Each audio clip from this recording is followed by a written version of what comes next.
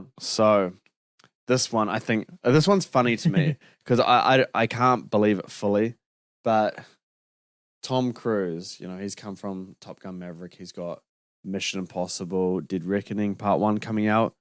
One's very anticipated and looks amazing. We've heard good things from the test screenings. Mm-hmm. And then one was genuinely really great and got nominated for Best Picture and a bunch of other awards. So the guy who's behind this, Tom Cruise, he is, I wouldn't call him the mastermind, but he's definitely the lead in terms of making these things what they are. I'd say he's a mastermind. Yeah. I mean... Especially for Top Gun, I feel he's a stunt mastermind. But yeah, no, apparently someone from Warner Brothers had got The Flash movie coming out in June this year, the Ezra Miller story, and took it to his house and watched it with him and then took it back to Warner Brothers. Apparently, Tom Cruise cold called the director and said that the movie was good. Said that the movie is something that we need right now. Yeah. And these are very interesting words. Like saying a movie is good and cold calling a director, it's just might be common courtesy in that kind of industry. But to say it's the movie we need right now is very that's very high praise. The very few movies kind of have that feel to them. So what do you think about this whole thing with Tom Cruise loving The Flash? Yeah, it's interesting because when we did our most anticipated list for 2022 and 2023, I had The Flash on my top 10 for 2022, and then it obviously got delayed, and then this year I had it in my least anticipated. And then there's reports of James Gunn coming out and saying like this film is probably one of the best comic book films ever. Yeah. And then now this from Tom Cruise, and Tom Cruise, he rarely comments on this comic book.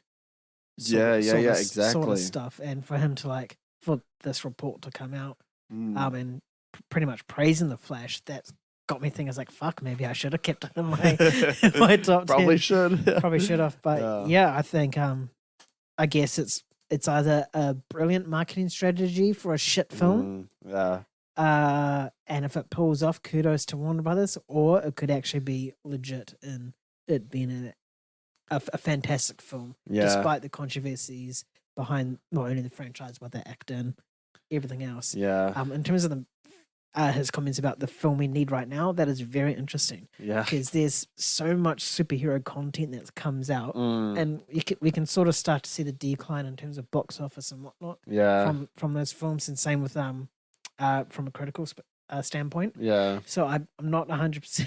I'm not 100% sure as to what The Flash would be doing different from those other ones.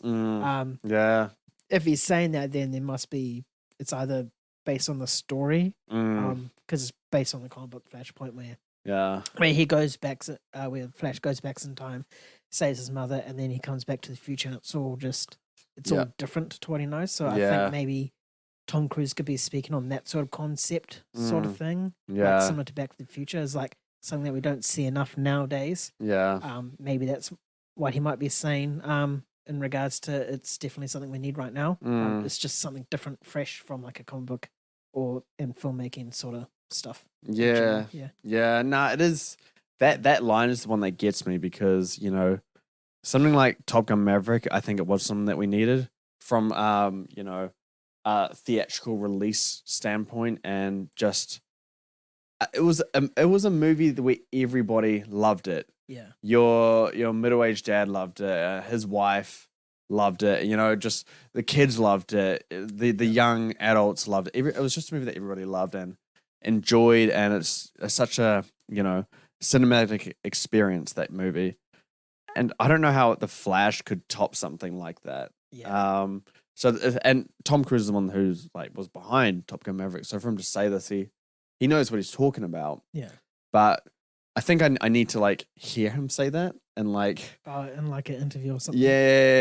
Because it's like you said, it could be amazing marketing. And when James Gunn said that, I'm like, okay, cool. You're just trying to cover up the controversies. You just want this to work so it can make sense for your DC chapter that's coming in 2025.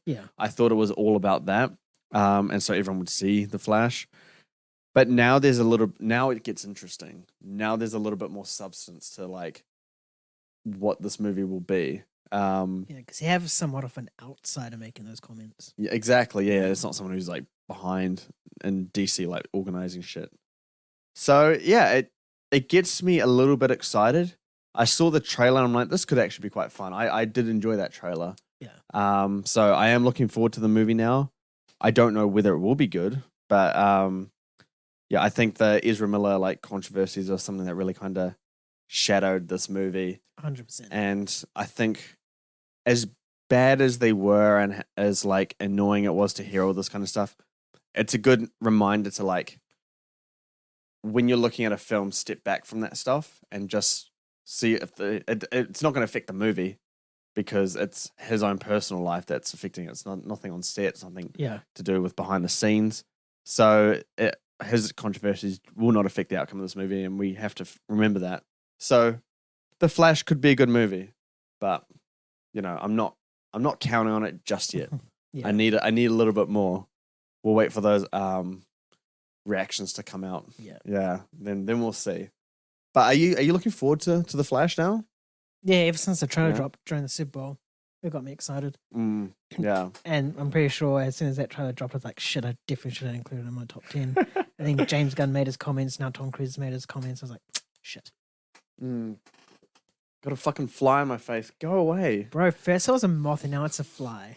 It's so annoying.